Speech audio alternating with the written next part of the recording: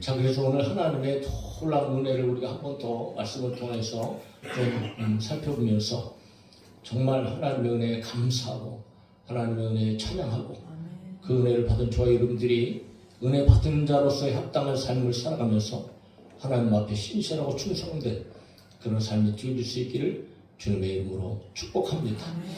자, 우리가 얼마나 소중한 자들인지 우리가 한번 깨달아봐야 됩니다.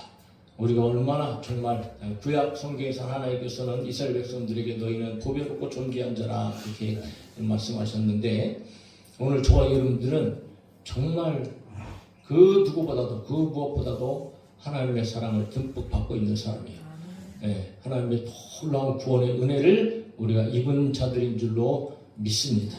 온 세상에 그렇게 많은 사람 중에서 천에 하나 만에 하나 오늘 저와 여러분들을 구원하신 그 하나님의 구원의 은혜, 그 모든 것들은 하나님의 절대적인 주권 속에서 우리에게 베풀어 주신 은혜다라고 하는 것이 오늘 본문의 이제 주제고 핵심이라고 얘기할 수 있습니다. 자, 그 내용을 보면서 정말 하나님의 그 은혜에 정말 저와 여러분들이 감격하고 기뻐하고 그 은혜를 누리며 살아갈 수 있기를 간절히 소망합니다. 네. 자, 바울은 이방인의 사도였습니다. 이방인을 위한 전도자였다는 것이요. 처음에는 그가 예수 그리스도를 핍박하고 하나님의 교회를 핍박하는 사람 아니었겠습니까? 그러나 하나님께서는 그렇게 예수 그리스도를 핍박하고 교회를 핍박하는 사울을 하나님께서는 선택하시고 그리고 그를 복음 전하도록 하셨는데 특별히 여러분 이방인을 위한 복음 전파자로 하나님께서 사울을 부르셨어요. 그래서 사도행전 22장에 보면 그가 전에 예수님을 만났을 때를 회상하면서 이런 기록을 합니다. 나더러 또 이르실 때 떠나가라. 내가 너를 멀리 이방인에게로 보내리라 하셨느니라. 그러니까 여러분 사울은 처음에 사울이었죠. 자, 이방인의 사도로 그가 부름을 받았다라는 거지요. 그럼에도 불구하고 처음에는 유대인들에게 복음을 전했습니다. 유대인들에게 복음을 전했지만 결국은 그들은 여러분 복음을 배척하지요. 그래서 하나님의 뜻대로 하나님의 말씀하신 대로 바울을 통해서 복음이 이제 이방인에게로 향하게 되어집니다. 그러므로 사도행전 13장 46절은 그렇게 얘기합니다. 바울과 바나바가 담대히 말하여 이르되 하나님의 말씀을 마땅히 먼저 너에게 전할 것이로되 너희가 그것을 버리고 영생을 얻기에 합당하지 않은 자로 자처하기로 그러니까 복음을 배척했다는 거죠. 우리가 이방인에게로 향하노라. 하나님의 말씀이 이제 성취되어지는 거지. 자, 그럼에도 불구하고 사랑의 사도였던 바울이 이방 민족뿐 아니라 자기들의 민족에 대한 그런 사랑이 얼마나 애틋한 것인지 유대인들이 구원받기를 그토록 소망하면서 간절히 바랐던 그 바울의 마음이 오늘 여러분 1절부터 3절 내용 가운데 먼저 소개가 되고 있단 말이죠. 보십시오. 내가 그리스도 안에서 참말을 하고 거짓말을 아니하노라. 나에게 큰 근심이 있는 것과 마음에 그치지 않는 고통이 있는 것을 내 양심이 성령 안에서 나와 더불어 증언하노니 나의 형제 곧 고륙의 친척을 위하여 내 자신이 저주를 받아 그리스도에게서 끊어질지라도 원하는 바로라. 이렇게 고백하고 있어요. 예수 그리스도의 이름으로 맹세를 하고 있어요. 내 말은 지금 거짓말이 아니다. 참말이다. 나에게는 무엇보다도 큰 근심이 있고 고통이 있다.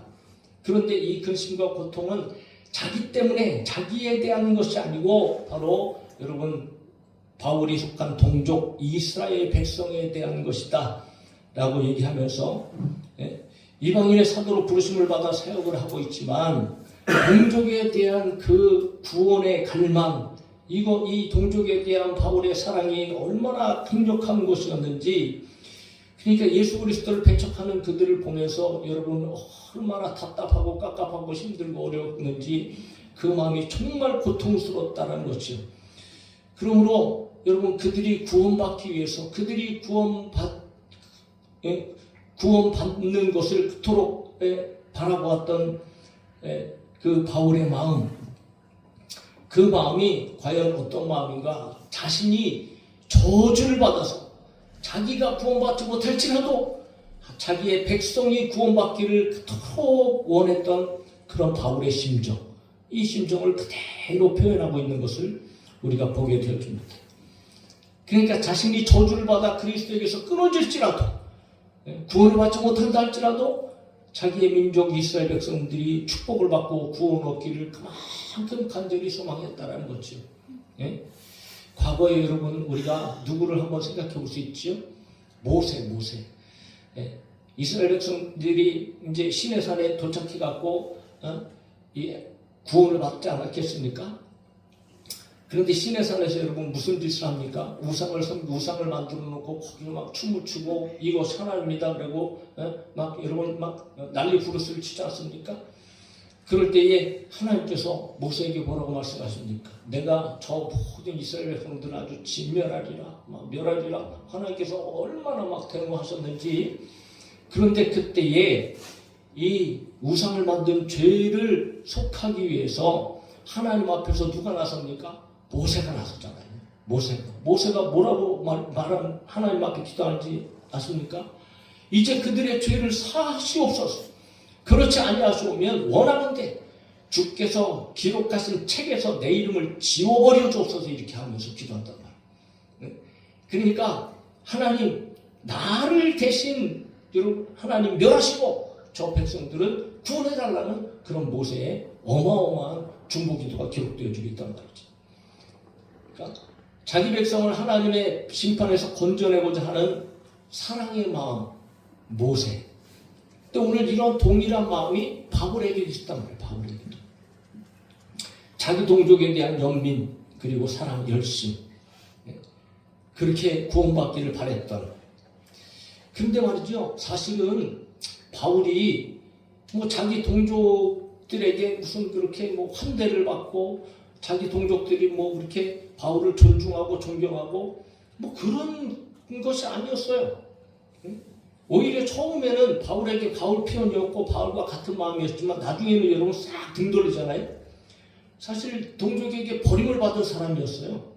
그래서 사도행전 23장에 보면 복음을 전하는 바울이 죽이기 전에는 먹지도 아니하고 마시지도 않겠다는 아주 이 뭐 동맹한 사람이 40여 명에 이를 정도로 그 정도로 여러분 바울과는 완전히 여러분 원수지간이 되어져 버린 사람들이었어요.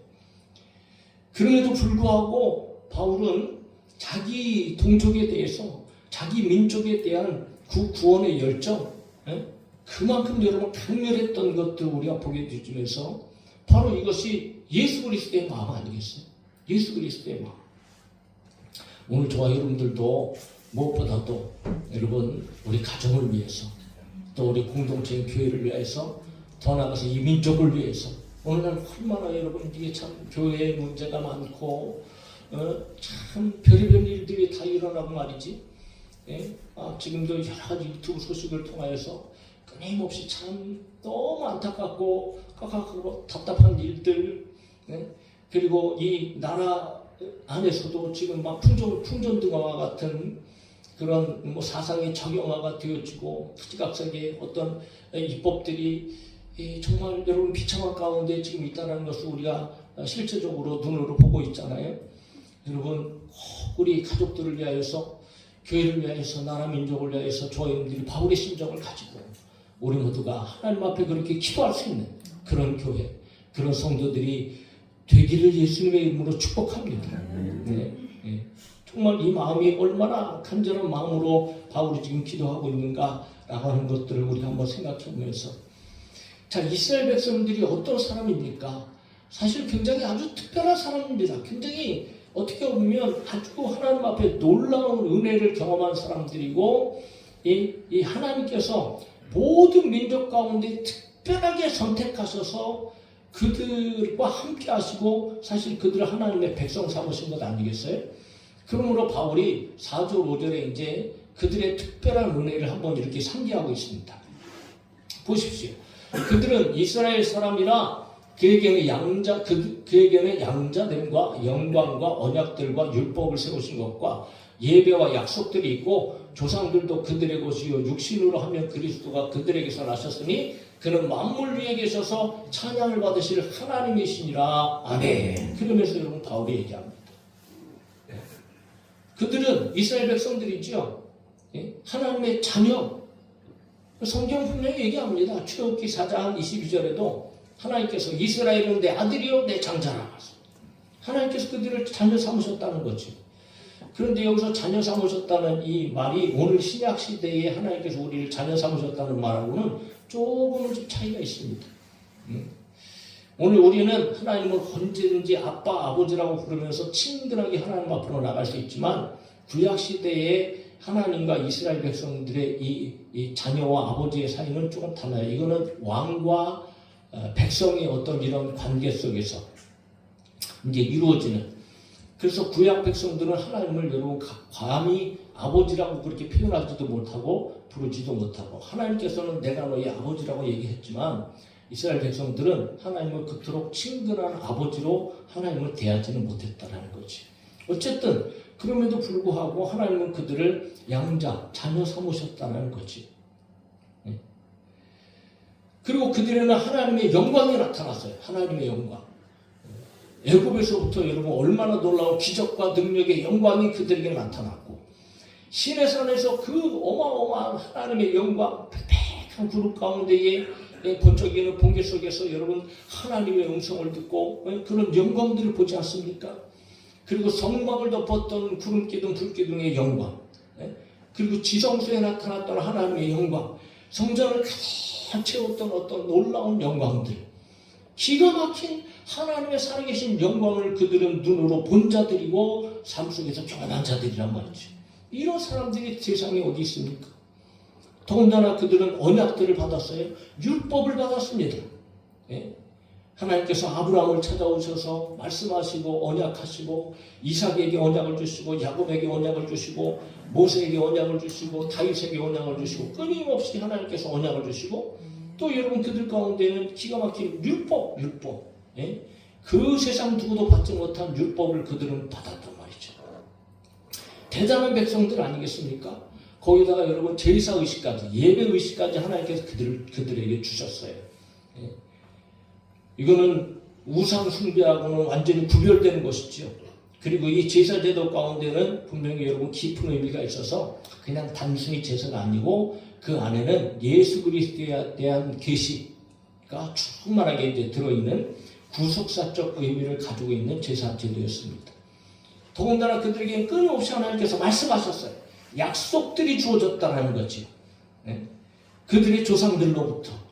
그들의 조상은 대표적으로 아브라함과 이삭과 야곱을 얘기하는데, 그런데 더 중요한 아주 특별한 놀라운 것은 뭐냐 하면, 육신으로 하면 그들에게서 그리스도가 나셨다는 거지.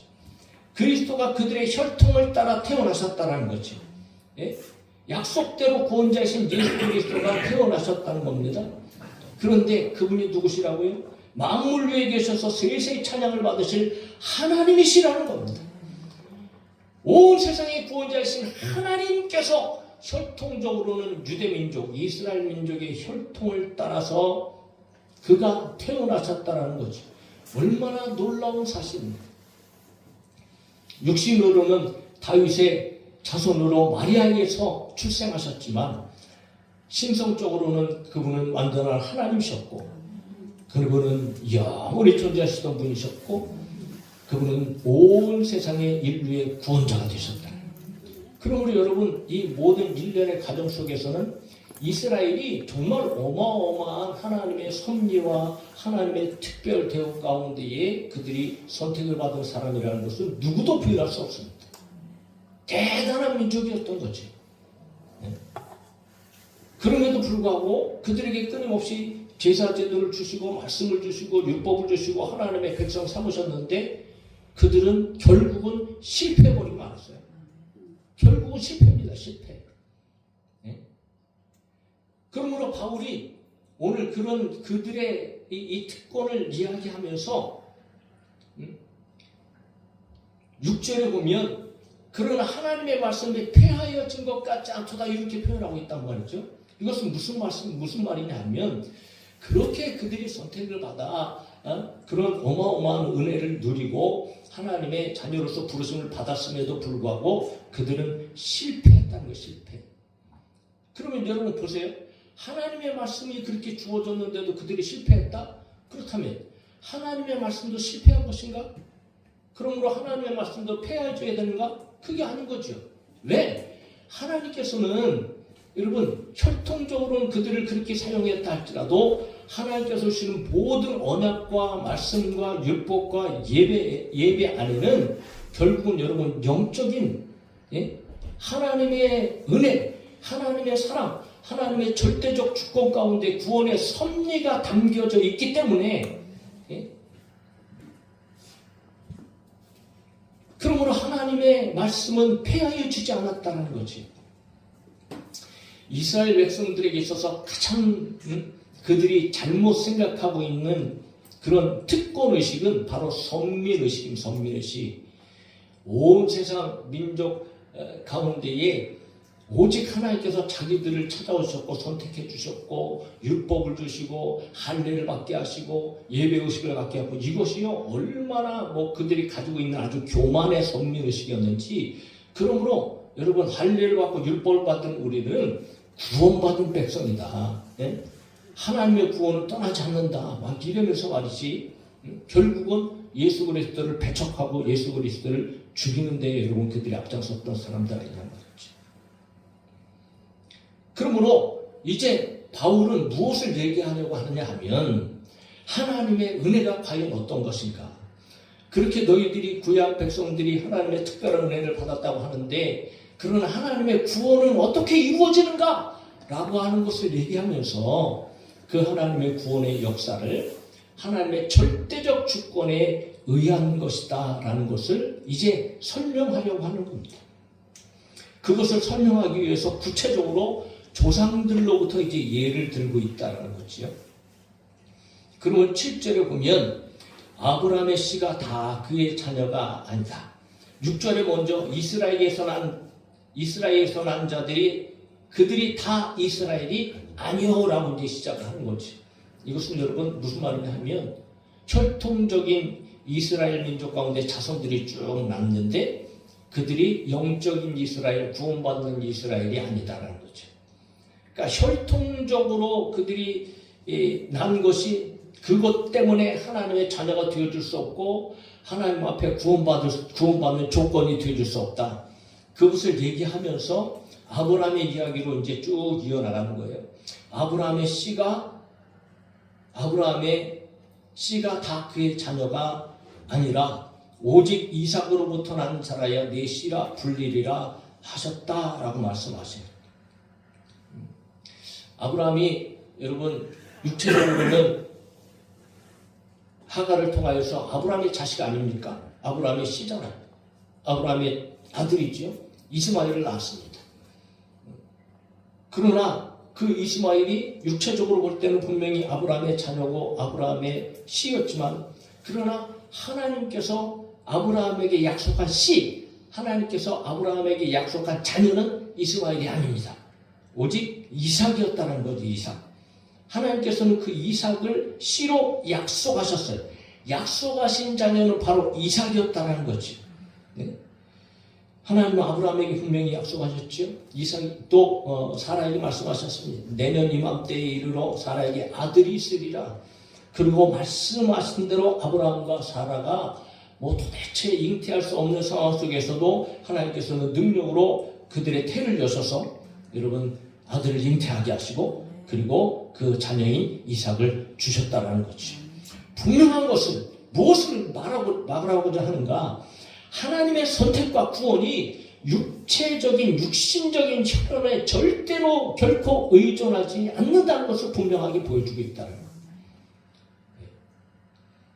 그러니까 하나님의 약속의 자녀로 아브라함의 참된 씨라 일컬음을 받는 계열에 설 수 있는 사람은 하나님께서 주권적인 선택에 의해서 일방적인 은혜로 그에게 주신 이삭, 하나님의 뜻대로 되는 것임을 분명히 이야기하고 있다는 거죠. 그런데 이 아브라함에게 하신 이 약속의 자녀는 하나님의 이 선택은 아브라함에게만 일어났던 것이 아니고 더 나아가서는 리브가를 통해서도 이루어지는 사실이었단 말이죠. 자, 이 리브가의 남편이 누굽니까? 이삭 아닙니까? 이삭은 아브라함에게 주어진 그 씨죠. 아브라함에게 약속하신 그 씨, 그죠. 그런데 이 이삭과 리브가를 통하여서 자식들이 나오잖아요. 그런데 이 뱃속에 쌍둥이가 생겼어요. 아직 태어나지도 않았어요. 그러므로 여러분, 그들이 무슨 악을 행했습니까? 무슨 선을 행했습니까? 그럼에도 불구하고 하나님께서는 그 태중 가운데에 하나님의 뜻을 따라 하나님의 뜻대로 여러분 선택이 이루어졌다는 거지. 그래서 리브가에게 그렇게 말씀하세요. 큰 자가 어린 자를 섬기리라 말씀하셨는데, 자, 요 내용을 말라기 1장 2절의 내용을 보면 기록된 바 내가 야곱은 사랑하고 에서는 미워하였다 이렇게 표현하고 있어요.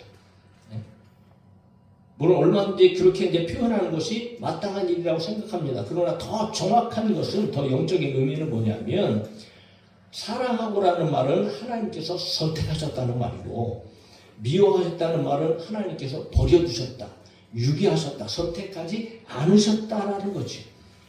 그러므로 여러분 그 표현을 오늘 그렇게 이제 이야기를 하고 있는 건데, 자 보십시오. 똑같은 상황입니다. 똑같은 신분이에요. 그럼에도 불구하고 하나는 선택되고 하나는 유기되어졌다는 것을 얘기하고 있습니다. 똑같이 이삭의 씨였어요. 무엇을 얘기합니까? 하나님의 주권적인 선택을 강조하고 있는 거예요. 한 아버지, 한 아내의 태 속에서 동일한 시간에 잉태가 되어졌지만, 똑같은 아버지, 똑같은 어머니, 동일한 환경, 동일한 신분, 이런 것들을 가진 모든 환경이었지만, 그러나 하나님께서는 한 사람으로 말미암아 잉태되었음에도 불구하고 주권적인 섭리 속에서 서로 다른 결과가 그들에게 초래가 되어졌다는 거죠. 하나님의 특별한 선택의 약속이 아브라함뿐만 아니고 리브가에게도 주어졌으며, 그 약속은 후손적인 어떤 이런 육체적인 것에 의한 것이 아니고 오직 하나님의 선택하심으로 성취되어지는 것을 이런 방법을 통하여서, 과거의 일을 통하여서 바울이 이야기하고 있다는 거예요. 그러므로 여러분 따질 수가 없어요. 항변할 수가 없습니다. 어떻게 그 하나님의 선택 가운데 한낱 인간인, 한낱 죄인인 존재가 하나님 앞에 여러분 그것을 불이라고 얘기할 수 있고 항변할 수 있고 따질 수 있습니까? 한번 생각해 보면 하나님께서는 야곱을 선택하시고 에서를 유기하셨지만, 그러나 그들이 자랄 것을 기다리지 않으셨습니다. 만약에 그들이 자라나서 그들의 삶을 보고 그나마 그 중에서 좀 나은 인간을 하나님께서 선택하셨다면, 오히려 그런 선택은 하나님의 전적인 선택에는 의미가 완전히 뒤바꿔져 버리고 말게 될 것입니다. 그러므로 하나님의 선택은 행위와 전혀 상관이 없어요. 오직 하나님의 사랑의 목적으로 말미암아 그의 기쁘신 뜻대로 하나님께서는 그냥 선택하시는 거예요. 만약에 그들의 행위를 보고 하나님의 선택하셨다면, 여러분 성경을 한번 보세요. 에서가 좋은 사람입니까? 야곱이 좋은 사람입니까? 네? 성경을 보세요. 에서가 무슨 큰 잘못을 했습니까? 좀 배가 고파갖고 팥죽 한 그릇에 장자의 명분 파는 것, 물론 대단한 잘못이죠. 영적으로도 굉장히 큰 잘못이죠. 그러나 여러분, 그건 그가 그렇게 잘못하고 싶어서 잘못했습니까? 누구 때문에 그랬습니까? 야곱 때문에 그런 거 아닙니까? 야곱이 얼마나 술수를 써갖고 여러분 그 찰나에 사람 약점 붙잡아갖고 말이지 장자의 명분을 그냥 홀딱 사버린 거 아닙니까? 그리고 여러분 야곱은 에서보다도 훨씬 나쁜 인간입니다. 아무리 봐도 형을 속이고 아버지를 속이고 엄마와 막 그냥 이게 공짜게 맞아갖고 말이지 온갖 기괴한 방법을 써갖고 들여나가서 잡은 것도 아니고 집에 있는 양 싹 잡아다가 이거 다 갖고 내가 양 잡았다고 아버지 속이고 말이죠. 더군다나 목소리까지 막 그냥 형처럼 막 변조하려고 막 그렇게 노력했을 것이고요. 그러니까 형은 막 털이 있는 사람이라 그러니까 여러분 양털 막 몸에다가 덕지덕지 붙여갖고 말이죠.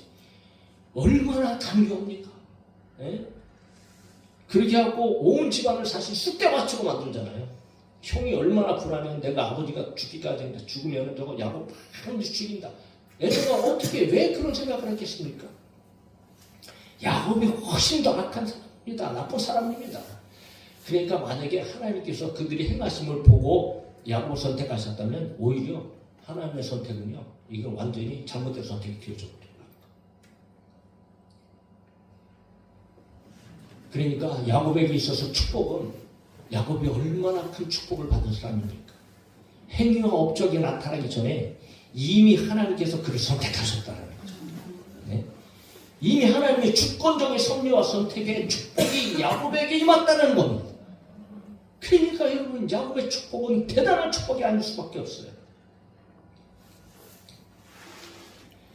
사실 우리의 삶을 보고 그나마 좀 괜찮고 그나마 좀 좋은 구석이 있어서 저와 여러분들을 선택하신다면 여기에 저와 여러분들은 한 사람도 하나님 앞에 선택받을 사람은 없습니다. 우리의 삶을 우리가 잘 알잖아요. 내가 어떤 존재인지. 그러므로 여러분 이 하나님의 주권적인 선택이 과연 어떻게 이루어지는가 그것을 계속적으로 이제 확인해 가면서 과거에 이 이스라엘 백성들에게 우상을 만든 죄를 범한 후에 여러분 모세가 그렇게 여러분 중보기도를 하잖아요. 그 중보기도를 하는 가운데에 하나님께서 여러분 모세에게 하나님의 모습을 보여주시면서 모세에게 하신 말씀을 이제 여기다가 대입을 하면서 이제 이야기를 합니다. 하나님의 절대 주권의 의미를 강조하는 거지요. 자, 15절입니다. 15절. 같이 읽어봅시다. 시작. 모세에게 이르시되 내가 긍휼히 여길 자를 긍휼히 여기고 불쌍히 여길 자를 불쌍히 여기리라 하셨으니 할렐루야. 하나님은 누구를 긍휼히 여기는가? 하나님은 누구를 불쌍히 여기는가? 그냥 이렇게 보니까는 불쌍해서 이렇게 보니까는 긍휼해서 뭐가 병들고 없어서 뭐 그렇게 해서 여러분 하나님께서 불쌍히 여기시고 긍휼히 여기시는가? 여러분 하나님은 그렇게 불쌍히 여기시고 긍휼히 여기시는 분이 아니십니다. 행위가 좋은 사람도 아니고 선한 사람을 여러분 그렇게 불쌍히 여기시는 것이 아니에요. 그것은 하나님의 택하심이 있습니다. 택하심. 무슨 말이냐? 하나님의 기뻐하심에 따라 그가 선택하신 사람들을 불쌍히 여기시고 선택하신 사람들을 긍휼히 여기시고 선택하셨기 때문에 하나님의 긍휼과 하나님의 불쌍히 여기심이 임하게 되어진다는 거죠. 그러므로 여러분 하나님 자신의 기뻐하시는 뜻 외에는 아무것도 없습니다. 하나님은 스스로 계신 자입니다. 외부적인 환경의 그 조건에도 그 어떤 것도 구애됨이 없이 하나님은 스스로 결정하세요. 어떤 사람에게는 여러분 불쌍히 여기시고 은총을 베푸시고 그리고 어떤 사람은 그냥 내버려 두시는 거예요. 그것이 하나님의 작정이라고 얘기합니다. 그러므로 인간에게 내려주는 구원의 은총은 인간의 노력이나 공적이 아니라 오직 하나님의 주권적인 섭리 속에서 이루어지는 하나님의 자비하심, 하나님의 은혜라는 것을 저희들이 오늘 말씀을 통해서 분명히 깨달아요. 그러므로 이 하나님의 은혜는 절대로 값주고 살 수 없는 놀라운 말할 수 없는 하나님의 사랑과 하나님의 은혜라는 것이지. 아무리 사람이 내가 구원받고 싶다고 마음으로 여러분 그렇게 원한다고 구원받는 것도 아니고요. 또 구원받으려고 가지각색에 선한 일을 행하고 도덕적으로 착하게 살고 온갖 노력을 기울인다고 해도 여러분 하나님 앞에 선택받거나 구원받을 수 없다. 그래서 16절에 그렇게 얘기합니다. 그런즉 원하는 자로 말미암음도 아니요 다른 박질하는 자로 말미암음도 아니요 오직 긍휼히 여기시는 하나님으로부터 말미암음이니라.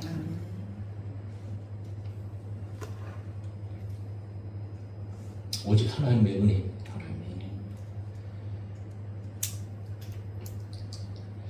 그러므로 바울은 이제 선택에 대해서 이야기를 했는데, 그러면 반대인 경우도 있잖아요. 육이 버림받은.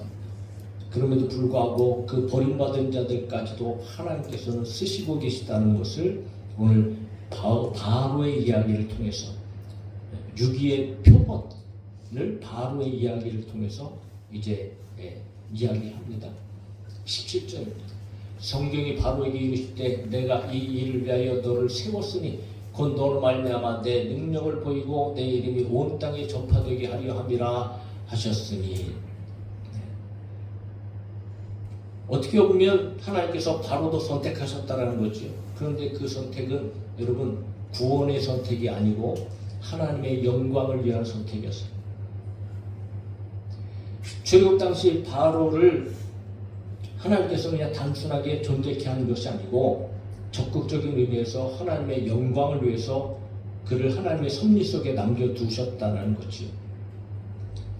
그러니까 바로가 어떤 존재입니까? 그렇게 모세가 가서 하나님의 말씀을 증거하고 내 백성을 보내라 해도 10번씩이나 이랬다가 저랬다가 하면서 여러분 점점 더 마음이 완악해져요. 오히려 하나님의 백성 이스라엘을 압제를 하지요.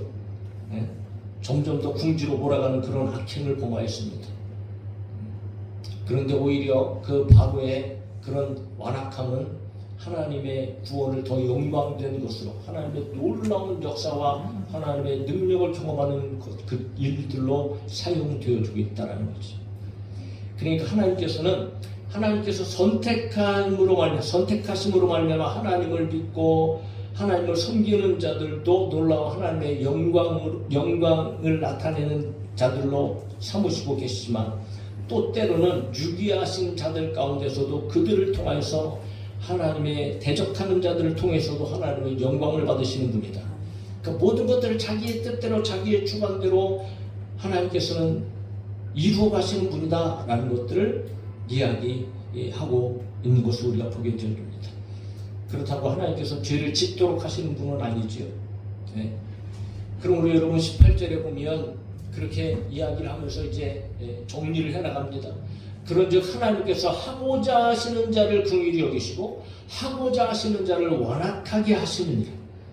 그러니까 하나님은 자유로우세요. 그냥 자기의 모든 뜻에 따라서 인간의 결코 행위에 영향을 받지 않으시고 이미 모든 것들을 자기의 뜻에 따라서 결정해 놓으시고 선택해 놓으시고 그 선택하신 대로 구원의 역사를 이루어 가시는 분입니다. 그러니까 자신이 원하는 자를 구원하시고 자신이 원하는 자를 유기하시는 분이란 말이죠. 오직 하나님의 주권 속에 있다는 주권 속에. 그러나 완악하게 하시느니라는 이 말을 저와 여러분들이 오해해서 하나님께서 그렇다면 오히려 적극적으로 죄를 짓게 만드시는 분인가? 하나님께서 그 완악하게 실제적으로 그의 삶을 인도하시는 분이신가?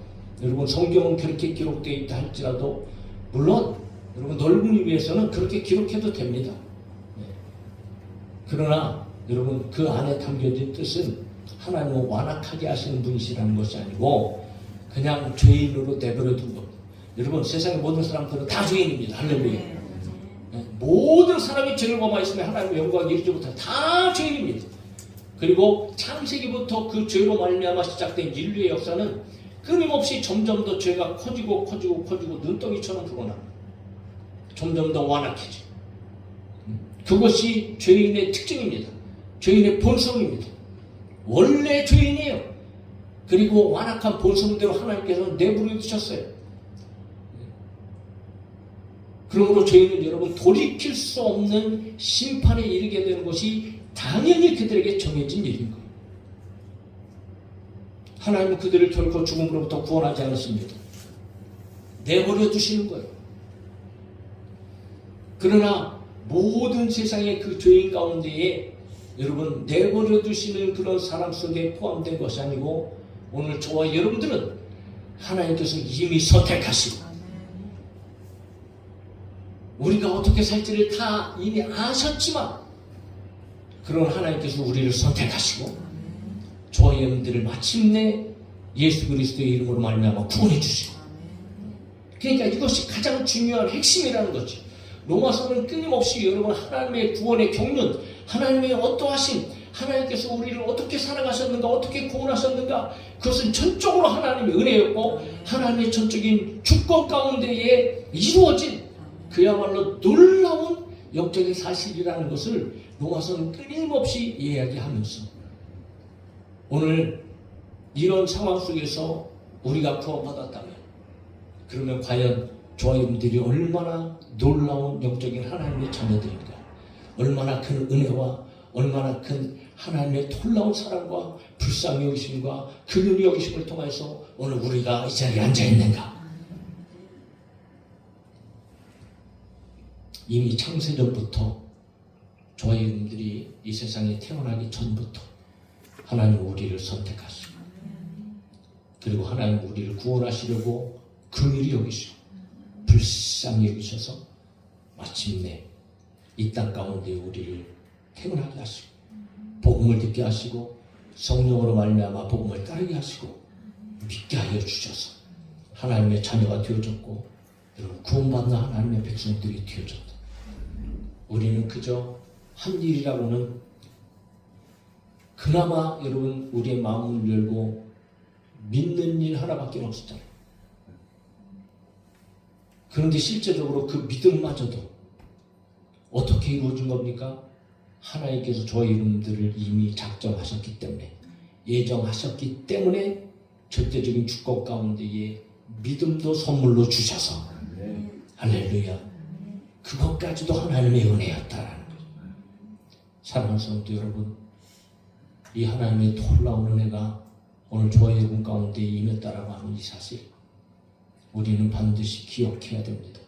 그래야 하나님의 이 은혜 속에서 저와 여러분들은 여러분 당당하게 살아갈 수가 있고, 가슴 펴고 살아가고, 여러분 이 하나님의 은혜를 마음껏 누리면서 자유함 가운데, 그렇다면 하나님께서 저희 여러분을 이렇게 구원하셨는데 그러면 우리의 삶 가운데 하나님 가만히 내버려 두시겠습니까? 하나님은 어떤 분이신데 그런 놀라운 계획 가운데 우리들을 구원해 주셨고 우리들을 자녀 삼아 주셨다면 나머지 인생은 하나님께서 자동적으로 책임져 주시는 게 마땅한 것 아니겠습니까? 할렐루야. 그러므로 저와 여러분들은 구원의 은혜만 여러분 감격하며 살기만 해도 우리의 삶은 여러분 이미 하나님의 손 안에 있으니 하나님께서 책임져 주시고 지켜주시고 인도해 주시고 천국 가는 그날까지, 구원받는 그날까지 저와 여러분들과 함께 해주신다는 이 사실이 우리 가운데에 분명하게 확실한 증거가 되어진다는 거죠. 이 은혜가 오직 예수 그리스도 안에서 우리에게 주어졌다는 이 사실을 믿으시고 하나님 앞에 영광 올려드리고 하나님의 자녀로서의 정말 마땅하고 합당한 삶을 살아가는 우리 모두가 되어줄 수 있기를 예수님의 이름으로 축복합니다. 찬양합시다.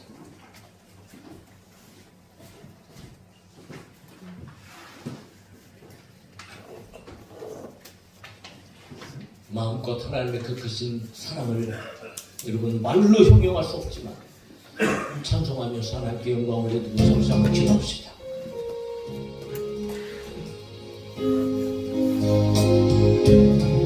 그 크신 하나님의 사랑 말로 다 형용 못하네. 저 높고 높은 별을 넘어 이 낮고 낮은 땅 위에 죄범한 영혼 구하여 그 아들 보내사 마법죄를 삼으시고 죄 용서하셨네. 하나님 크신 사랑을 증량하고 하네. 영원히 변치